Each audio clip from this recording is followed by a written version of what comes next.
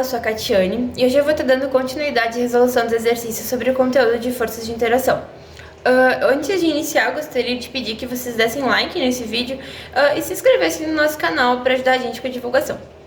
Bom, esse exercício que eu trouxe diz o seguinte: uma caixa de massa 60 kg é puxada horizontalmente sobre a superfície por uma corda que forma um ângulo de 37 graus para cima da horizontal. O coeficiente de atrito estático entre a caixa e a superfície é igual a 0,40.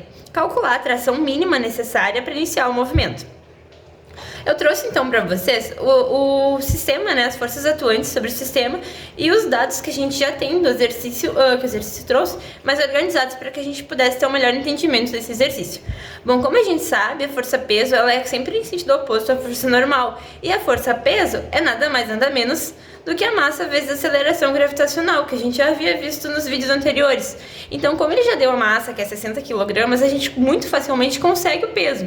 Se o peso é a massa vezes a aceleração gravitacional e a gente já tem a massa e sabe que a aceleração gravitacional é 9,8 metros por segundo ao quadrado, fazendo essa simples multiplicação a gente já encontra o valor do peso, que é 588 newtons. Como ele deu que o ângulo que a corda forma acima da horizontal é de 37 graus, a gente também consegue descobrir que o seno de 37 graus é 0,6 e que o cosseno é 0,8. E ele também deu o coeficiente de atrito estático, que é 0,40. Aí aqui eu trouxe, né, como eu disse, as forças atuantes para que vocês entendessem. Lembrando que sempre, então, como eu já disse, o peso oposto à força normal e a força de atrito oposta à força.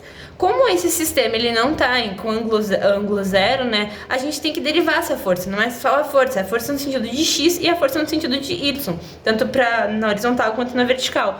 E aqui, então, a força de tração.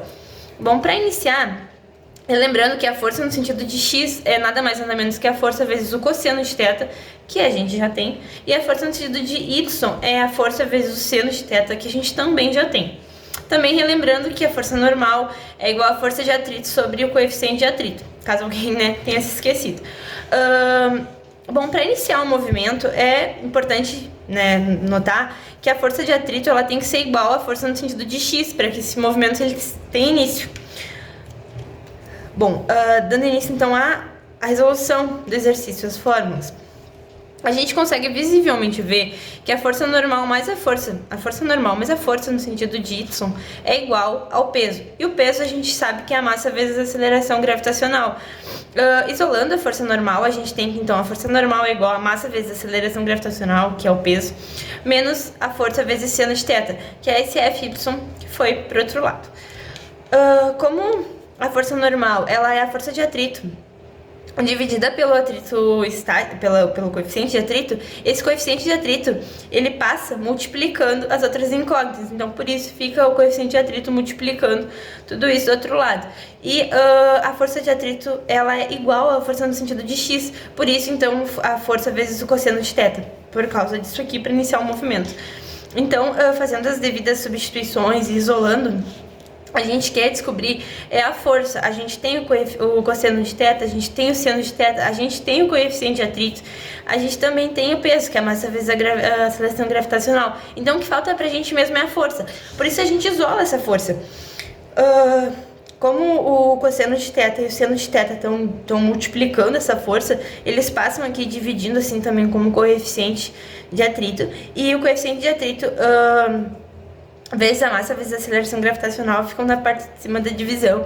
Dessa forma, só substituir um cálculo bem simples e bem fácil de ser enxergado, sendo que a gente tem todos os dados aqui, né, que são necessários, a gente consegue fazer as devidas substituições e encontrar com bastante facilidade que a força é de 226,15 newtons. Então, dessa forma, a gente consegue concluir que qualquer valor acima desses 226,15 newtons já são necessários para deslocar o bloco, que foi o que ele perguntou, a tração mínima para que esse bloco tenha início. Então, com isso, eu finalizo o vídeo e agradeço a atenção de todos.